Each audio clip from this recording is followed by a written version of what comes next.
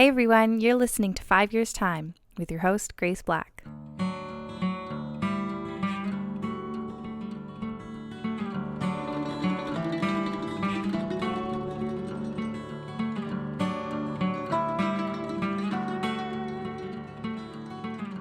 Hi everyone, welcome back to 5 Years Time with your host, Grace.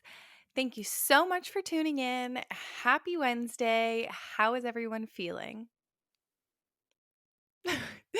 That's good. Oh, me too. It's been hard. Was that a good interaction of you telling me how you're feeling?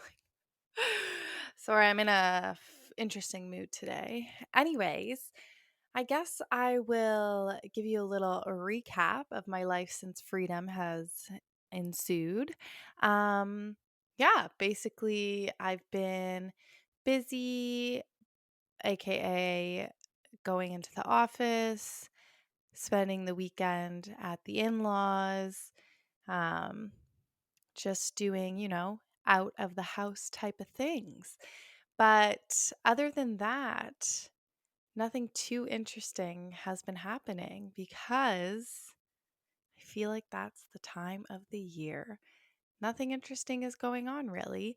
Um, I made my Sunday reset playlist this past week, which is so hyped. Like it's just such a happy, endorphin filled playlist. And it's funny because last week I was walking to and from work and it was sunny out and I was kind of in that mood. So obviously that's where the playlist was created from. But then I kind of fell into the trap of not being in that mood anymore.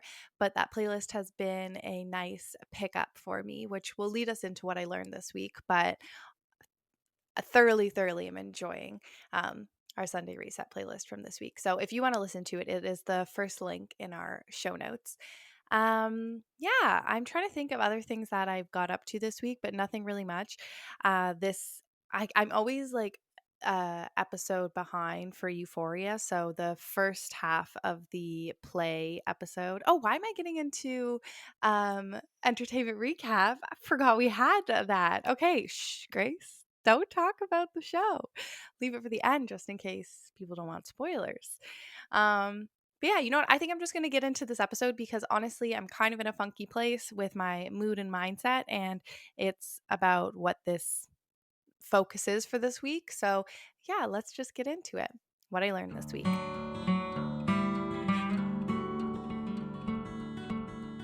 Doodly doo doo doo. What I learned this week. I learned that I need to write down. Well, I don't need to. I need to. Yeah, for me, I need to write down what my like coping strategies are for when I wake up in a funky mood or my day turns into a funky mood.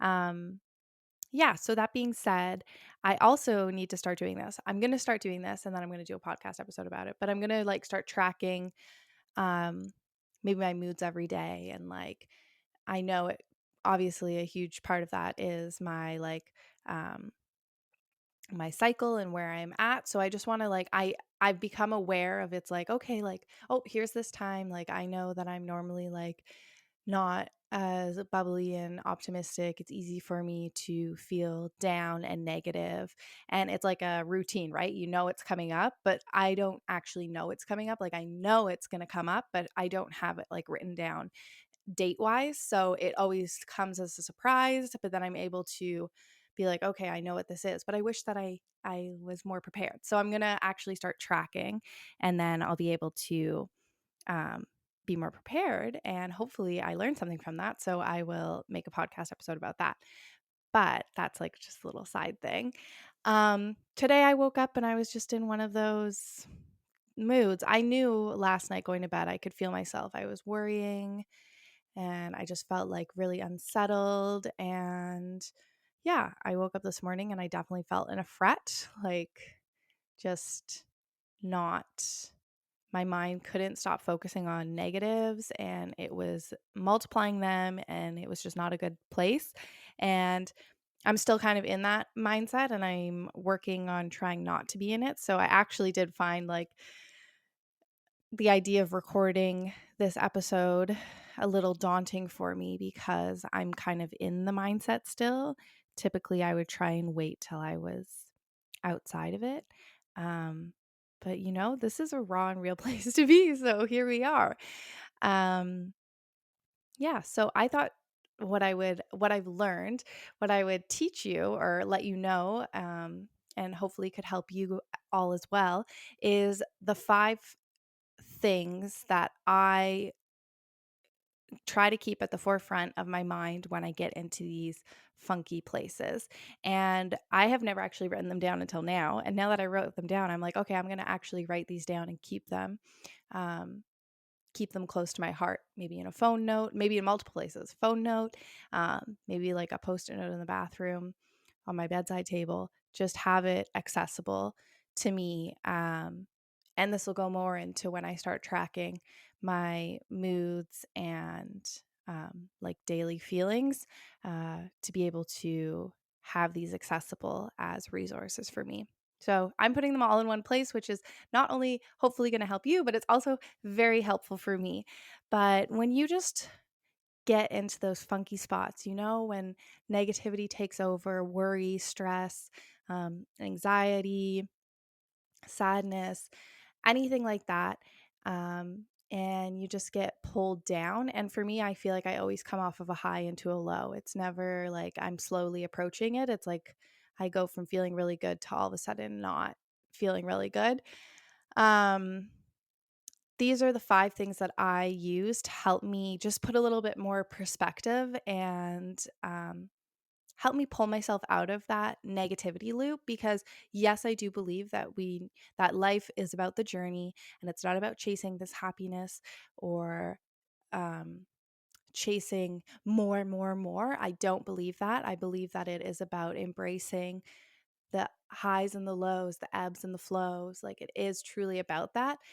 But it isn't about adding to the lows. It's not about creating more lows through negative thought and spiraling and all that. So, this is where this comes into play. If you know in your day that today is a day where you need rest, take your rest. Sit in those feelings in those places that you are. If you need to cry it out, cry it out. Embrace that. Your body is telling you that something needs to be released or something needs to be changed. So that, like, participate in that. But this is for when you're in those funky times where you just know, like, every maybe it's every few days, every whatever the pattern is for you, where you just need to pull yourself out of that negative spiral. So my first thing on the list is go for a walk. And I had a debate on if I wanted to put this at the beginning or like at the bottom. I was trying to think of like what order.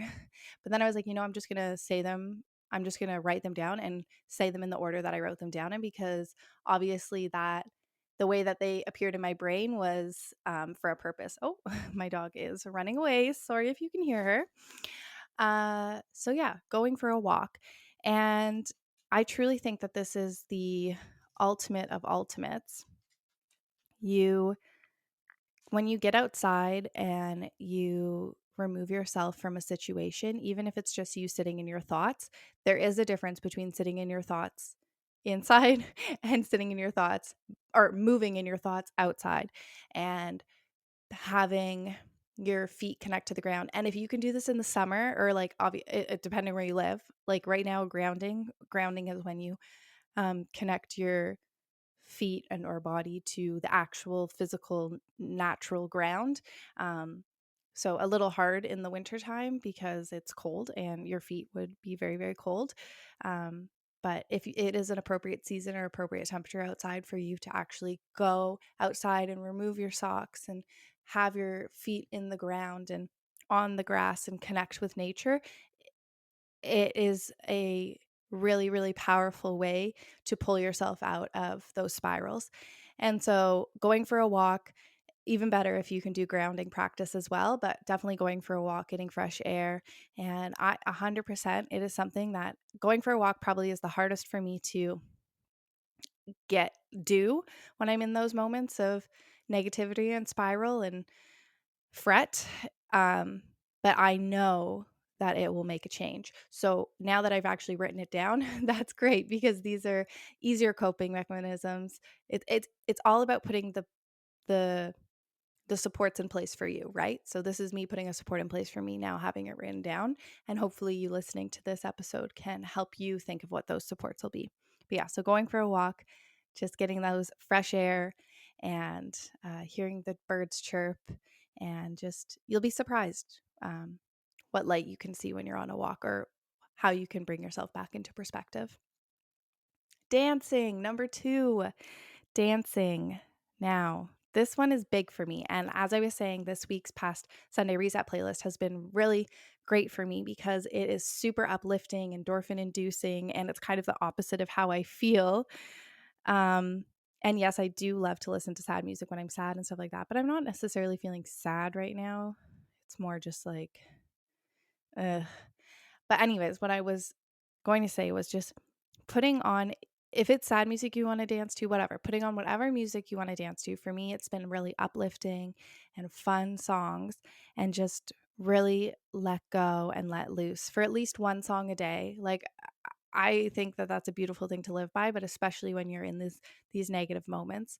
Um yeah, just putting on some music and really letting go, because this sense of freedom comes over you. You just have this like you're focusing on something else that is contagious. Like music is so contagious because it runs through your body and your mind, and it takes you on this journey, and it takes you on a journey that isn't in your head necessarily. It's not your where you are, it's where the song is. So anyways, it's just this really powerful thing. So if you can just get up and dance, and it's the same concept of walking, right? It's just getting you up and out of the the position you're in that moment. Yeah, so that's a really good reset for me. Number 3, putting pen to paper. Now, I don't use pen, I use pencil. I love pencil. Like, I don't hate pen, but like I love pencil. But whatever. Actually writing things down on paper. And we did touch on this on Sunday Reset, but like really, truly just sketching out, drawing, writing, even just scribbling, just putting anything on paper, just literally anything. It doesn't even have to be like, you might not even know what you're thinking about. You might not even be able to articulate what your emotion is, or what you're specifically sad about or specifically upset about or feeling anxious on. But just starting to put whatever on paper, even if that's writing the alphabet, even if that's drawing smiley faces or trees, like just whatever, it helps you again to just get out of that focus on negative pathways that are in your mind that become these comfortable places because we spend so much time focusing on them. Yeah, so it just helps you to get out of that. And on that note, if it is what you, if you do have a specific thing that you are thinking about constantly, like writing that down and maybe putting down a pros and con list, or writing out what the negative or the positive or what the worst case, best case, or just adding a little more perspective. But like honestly, just putting anything on paper. And this is a really great thing. I agree to do it whenever you're feeling in this funk, but it's also a really great thing to do before bed. If you find that at night you maybe wake up in the middle of the night or kept up with your thoughts, to just write down them before bed, and then it kind of puts like a closed chapter. Number 4, eating.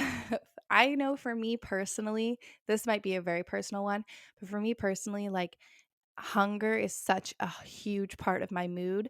And yeah, I find a lot of the times that my appetite is lost when I'm caught up in these funky places, because obviously all your focus is stuck on those thoughts, and it's not really listening to the rest of your body or listening to any of your other needs. And so my appetite isn't big, and then I might not eat, and then and then the lack of food inside of me is affecting my mood, which is adding into the negativity, and it's just like this whole bad cycle. So one thing I really try to do when I'm in these funky places is make sure, like, oh, have I eaten? Okay, let me eat. And then for me, a lot of the time that does alleviate um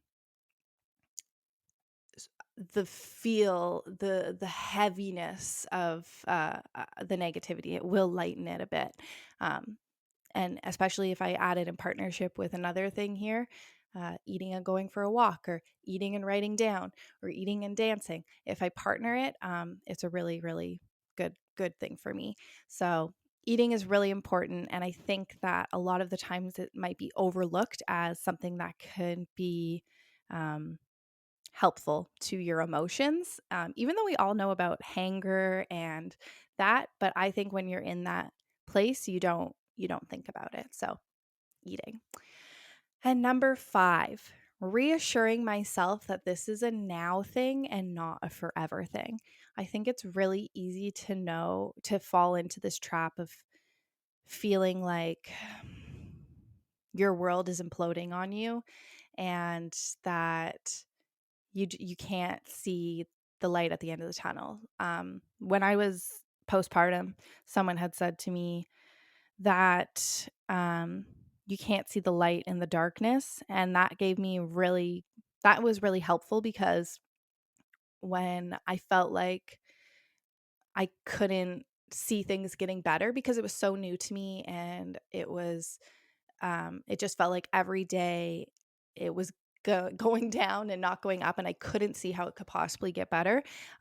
Someone saying that to me, that you can't see the light when you're in the darkness, really helped me to just like add perspective. Like, it is dark now, it is dark, and I am unable to see. So I need to understand that my clarity is covered right now, and it's not as bad as I think it is going to be for a long time. Like, I don't know if that really makes sense, but I also think that that leans on your supports. Like, if it is dark for you right now and you cannot see the end of that darkness, the blue skies ahead, the light, then you need to lean on your supports. And that might be talking to your spouse, your family, your friends, me, anybody, just like letting them know that I'm in a dark place. Like, say, I'm in a dark place right now, and I need to just make sure that someone's checking in on me and maybe helping to give perspective. And sometimes we just need to vent. We don't need answers. It's not something that's a problem that can be solved. It's just a feeling that comes. That's, I find, for me. I know that this is something that happens um, usually once a month for me. I just get into these down funks, and I just need to talk through them and do these other things. So yeah, and because I'm aware of this, there were many years that I was not, I knew this happened to me, but I didn't realize that it was a regular thing, or that it was attached to my hormonal cycle or anything like that. I just knew that every so often I would feel like this, but like I wasn't aware enough to be able to reassure myself that this is a now thing and not a forever thing. So just all of these things put together, like the writing it down, the going for a walk, this is all helping you to bring awareness. And once you are able to gain that awareness, and I will speak on this again probably when I do my episode about my tracking of my emotions or whatever, you're able to reassure yourself. And then if you go as far to, I might be getting ahead of myself, but this is what my assumption is, that hopefully after I track myself for a few months, I'll be able to even give myself like data, like data on Grace's patterns, and really reassure myself in even a better way. Like, right now, I don't even know specifics, but hopefully I will be able to gain specifics by getting to know myself even better. But anyway, so number 5 is reassuring yourself. This is a now thing and not a forever thing. And it ebbs and flows, and things are highs and lows. And that once we like release the fight or flight feeling, and we really let go of it and like ride the wave, um, it can really, really help. Help in the sense that you stop adding more negatives to the feeling, and you're not spiraling as much, and more you're just like embracing that this is the place I am right now, and it's not forever, and I'm going to ride the wave. Yeah, so those are my 5 things to help you get through a funk and help you in those moments of fret. Like, I feel like fret is always the word that I use, um, because I feel like everyone can see when I'm in these moments, and it's just something that you feel you want to cut yourself off from the world, right? Like the things that brought you joy and happiness and where your passions you feel are worthless now. And I don't know, you just really lose all of your sense of stability and realness, and it's a weird thing. So I'm looking forward to the next couple months as I track myself, and then I'll come back and reflect. But yeah, I'm really looking forward to that because I'm at this point now where I have my 5 things that I know that will help me in those moments, and I know that I'll keep those, but I need more. I think for me, I need more context, and um, I'm a planner, so I just want to know as much as I can, and the best person to get to know is yourself, I think. So I look forward to this little project that I'm gonna put forth. But yeah, so those were my 5, or not. Those weren't my 5 things I learned this week, but what I learned this week was how to help myself in a funk, and with you, I share those 5 things. And I'd love to hear what are things that you help yourself in a funk. I've heard of the ice cube method where you put an ice cube in your hand and it like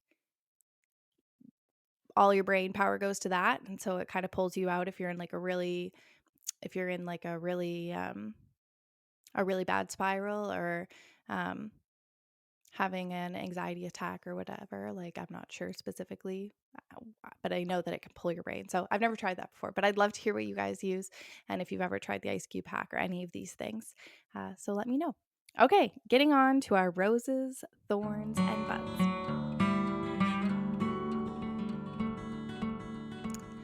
Roses, thorns, and buds.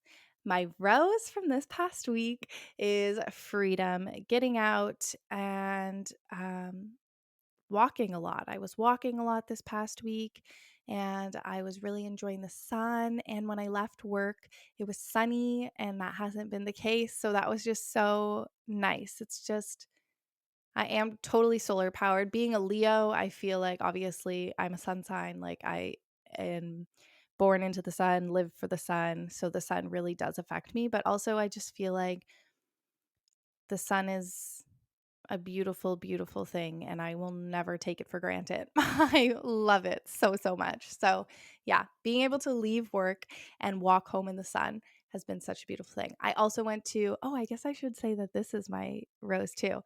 2 roses this week. That's good. 2 roses for me being in a funky place. This is nice. It's making me feel good.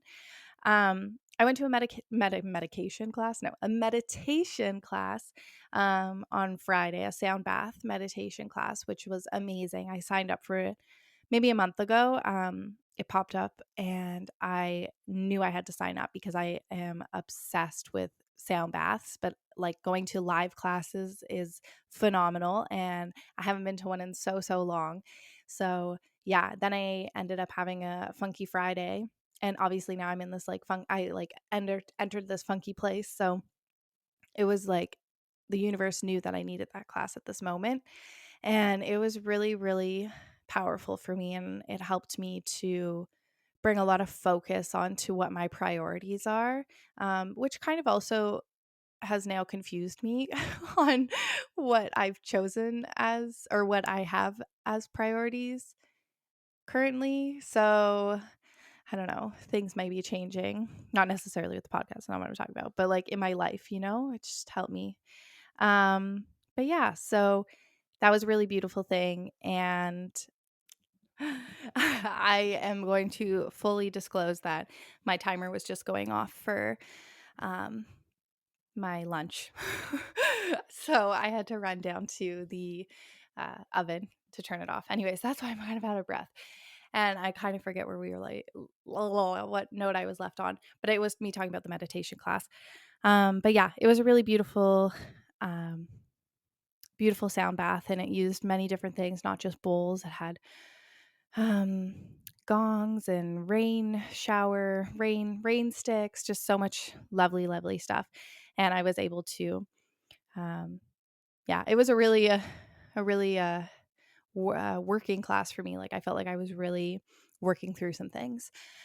My bud is what is my bud? Um, oh, I'm going to get pedicures on the weekend with my mom. I'm looking forward to that. I haven't seen my mom in a while, and my toes need some loving, and it'll be nice to just have a little um, girls' day and enjoy, you know, pampering ourselves. So that'll be a nice thing, especially to wrap up this week. Hopefully, I'm in a lighter place. I know I will be by then. That's the thing. Remember, you remember it's only for now, not forever. Um, and then my thorn is, um, what is my thorn this week? Obviously being in a funk, but I almost don't want to make that a thorn because it's like part of the living. Um, what is my thorn this week? Honestly, there isn't, other than that, I had a pretty good week. So I guess I will make that my thorn. Being in a funk and kind of spiraling a bit, but then I caught myself. So that's good. But yeah, I look forward to taking my newfound clarity and helping it direct myself into the right path that I feel like I need to be in right now. My oh, that's it. Okay, on to entertainment recap. Entertainment recap. Entertainment recap. Doodly doo doo doo doo. Entertainment recap. So now I will talk about Euphoria. So I haven't watched this week's Euphoria because I'm watching it tonight. So sorry, but I've seen the first episode of the play, which I was so looking forward to the play. I thought it was going to be the end. Like I thought the play was going to be the end. So it was just such a treat to come early. And I'm obsessed with it. I want it to become like an actual thing on Broadway that I can go see in person. I would literally love that. And it was just, that was probably my favorite episode in the sense that, yes, you're on edge because you don't know what's up with Fez, and I hope he's okay. And that was really, really driving me. Oh, like you just want it to work out for him. But, anyways, yes, that part was very like, ooh, but the play I just felt like had so much beautiful connection. Like you got to see everyone's reactions and whatever. Cassie standing at the door at the end, in her rage, like that face. Wow, she plays that character really well, and I'm kind of terrified to see what's going to happen. And then her mom throughout the entire thing obviously was giving such mean girl vibes, of the mom from the Christmas play. But oh, it was so good. I felt like I was part of the audience. Like I was fully auditory, like reacting out loud. It was really fun. So I really love that episode. I'm so excited to see tonight's episode. So if you want to talk to me about it, I will be caught up by the time this comes out. Um, and then what else? Oh, I finished Love Island season 4, and then I looked everyone up on social media, and literally not one person's together, and it was kind of just like so sad. Pretty much everyone broke up like months after, which is like so wild. Especially this one couple who made it seem like they were gonna like get married and have kids, but then they actually went back to their exes. They stayed together for like 6 months, then went back to their exes, and then had kids with their exes. So, I mean, they knew they wanted to have kids, just not with each other. So, I guess they needed each other to figure it out. But yeah, so that was fun because I just love like getting to look everyone up at the end. I haven't asked my Love Island girly what season to watch next. I don't know if I will want to watch a season next. Not that Love Island's starting super soon, but maybe I should like have a break. I did start the Anna one on Netflix, Discovering Anna, Finding Anna, Figuring Out Anna, something about Anna. I know you'll know what I'm talking about because it's like number one at the moment. And I've only seen the first episode, and it's definitely like giving me Hallmarky vibes, a little corny, but I think I'm going to enjoy it. And I did hear someone else's recap of it casually. Like I didn't think I was going to watch it, so I let the recap play in the podcast I was listening to, but they weren't giving like anything specific. But they had said that the reporters storyline is not like, they kind of felt like, what was the point of that, where they just really wanted to know like the Anna storyline. And so the first episode is kind of just all the reporter. So I definitely have this like holding out hope for once I get to really get to know who Anna is. Yeah, so that's good because I haven't been watching like a Netflix show in a while, so I'm looking forward to that. And then I'm caught up on Summer House, and I'm just like, I don't know, I felt like this last episode was a little bit um wishy-washy in the sense that it kind of just seemed like repetitive from the last, like from the episode previous to that. Nothing really new or too interesting happened, but I think this upcoming one will be. We need to get Craig back, but I don't think Craig wants to come back. We'll see. I mean, like I love Paige, and yeah, I think she's just kind of in a sticky sitch because she wants to be a single girl, but she also has feelings, and she has I think she has a boy that she would really love to be with, but he might not want to. And then a boy who really loves her. And then she's kind of like not as into it. So it's hard. I get it. I get it. And then obviously with the whole Amanda thing, like, I don't know. Like, we all know that they get married, but it just seems like so wild. I feel like a lot of that must be edited because when I think of like a relationship, I mean, they definitely do have qualities of a relationship. I also think that it's their fights are so public, like if everyone heard everything that I said if I was upset with my spouse, like that wouldn't be good. So, you know what I mean? Like we all react differently, but we'll see what happens. Yeah, I think that's all that I've been watching. Yeah, I just can't wait to see Euphoria tonight. If you want to know what I've been listening to, obviously we have our weekly playlist that I curate, and it is the first link below called Sunday Reset. Um, and yeah, this one's really upbeat and endorphin inducing. And I think like even we all need a little bit of that. Um, so we can all practice our good coping mechanisms. Number two, dancing. Please let me know what you do to help when you're in a funk. I would love to know because it's not fun to stay in a funk and to make a funk worse. So let's work on helping ourselves.